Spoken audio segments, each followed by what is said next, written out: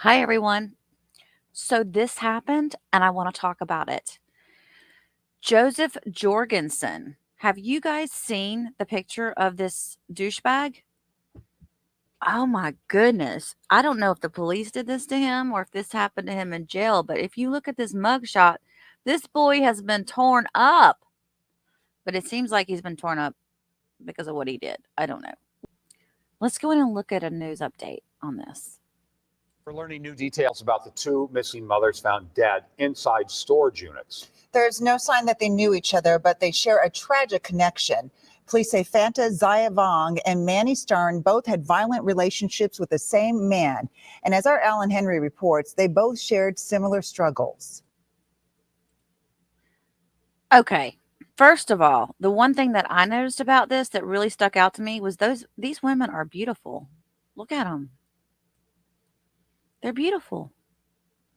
What were they doing with this thug? What was it about him? He must be a good manipulator or something. Maybe he's, you know what? Maybe he's got a great personality. Who knows? Man. And as our Alan Henry reports, they both shared similar struggles. According to new search warrants obtained by WCCO, Manijah Starn and Fanta Zayavong shared more in common than just their connection to Joseph Jorgenson. Last month, the Minnesota Human Trafficking Investigators Task Force received a call from a friend of Zayavong's who hadn't seen her since July of 2021. That friend said Zayavong struggled with drug addiction and attempted to get her into rehab, but Jorgenson threatened to kill him. There That it tip is. came in as investigators were already searching for Manijah Starn. She had vanished in April. Similar to Zayavong, Starn's father said his missing daughter struggled with drug addiction and told investigators she was supposed to go into a drug treatment center but never showed up. Investigators also spoke to a neighbor of Starn's who told them she had been seen with a black eye and red marks on her neck. When that neighbor offered to call police, Manijah said it will just make things worse. About 2 weeks before she went missing, police say Jorgensen also sent Starn a message saying, quote, "You owe me two because you called the cops on me 2 times. Very clear I was of that being punishable by hanging." Both women's bodies were eventually found dismembered in 2 different storage units in 2 different cities over the last 2 weeks. Jorgensen is charged with Starn's murder, and he is a person of interest in Zayavong. Drugs. There you go. Beautiful women got involved with them, and then this is what they end up hanging out with. Oh, that's horrible. So, anyway, they are suspicious that this guy might have way more other victims somewhere. Where are they going to go? All through all the Minnesota different storage units to find them all? But yeah, so that's what this case is about. And I find it interesting just because I think we're just at the beginning of it to where going to end up finding a lot more on this guy. Internet searches of suspect who police believe is linked to 2 mothers' murder revealed. Here, let me share this page with you guys. So, Minnesota investigators said the man who they believe is linked to the murders of 2 women whose remains were discovered in storage units allegedly searched for jugular. What do police do with a missing persons report and lime for soul? Lime, L-I-M-E, for soul. And I know that I say soul funny because I'm from Alabama, but it's S-O-I-L. According to a probable cause affidavit obtained. Hello, people. Thank you. Stop it. Let's see. He's 40 years old. He made these searches between April 21st and June 4th. He's been charged with second-degree homicide in connection with the death of 33-year-old Manny Stern.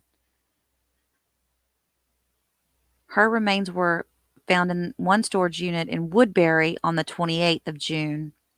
Then Fanta, he's a person of interest in Fanta's case, but her remains were found July 6th in another, I think they said it's another city, but same situation, a storage unit.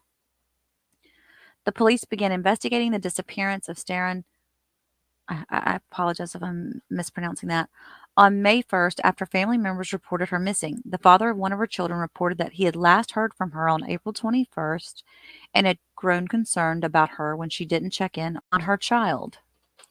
Police later found video surveillance footage that they say shows Starren running from her apartment that same day, and Jorgenson was chasing after her, grabbing her, and then pushing her back into the apartment. What a douchebag. All right, police noted that the surveillance video showed Starren entering her apartment but not leaving. Video surveillance also allegedly showed Jorgenson on April 28th carrying 2 duffel bags and a suitcase from her apartment and then loading the items in a pickup truck. Guys, think about all these cases that are solved these days now because of video surveillance. It's amazing, isn't it? Armed with a search warrant, investigators entered her apartment on May 25th, according to the probable cause affidavit. The crime scene technicians located evidence of large amounts of blood in the apartment's living room, primarily on the couch, the floor of the living room, and the kitchen. It is believed that someone was seriously injured or unalived in the apartment. Police also say in the affidavit that Jorgenson had been using her EBT card and bought a cleaning bucket, 6 boxes of saran wrap, cleaning products, latex gloves, and disinfectant wipes between May 9th and May 11th. Y'all, you know he went to Walmart and bought all that stuff, and you know it's on surveillance. They always go to Walmart. Per the affidavit, Jorgenson also searched the word jugular on April 21st. Okay, so on April 21st, he searched the word jugular. What day did they say that this happened with her? Was that April 21st that happened with her? What do police do with a missing persons report? That's what he did on the 21st. That's what he searched on the 21st. And then how to clear cookies from an Android phone. Well, you didn't do it, did you, honey? Didn't work, did it? You douche. How to remove GPS Lime scooter. And he did that on May 27th. So he's also allegedly searched on Google for lime for soil on June 4th. Investigators wrote in the affidavit that lime can be used to speed up decomposition process of a body and to reduce the smell of decomposition. When police caught up with him on June 26th, he had barricaded himself inside his Maplewood home and started a fire. He fought with officers and tried to take their weapons, according to police. He was eventually taken into custody. His apartment manager told the police that they had received numerous complaints about a foul smell emanating from his apartment in mid-May. The smell impacted the entire building, and the manager described the smell as like a dead animal or something that had died. The manager allegedly approached Jorgenson about the smell, and he refused to allow him to investigate. Soon after, Jorgenson was allegedly seen carrying and dragging large black duffel bags out of the apartment. Inside the apartment, a forensic team found a large pool of blood in the front closet, per the affidavit. Police searched his phone and discovered that he had been to a storage unit in Woodbury on May 18th.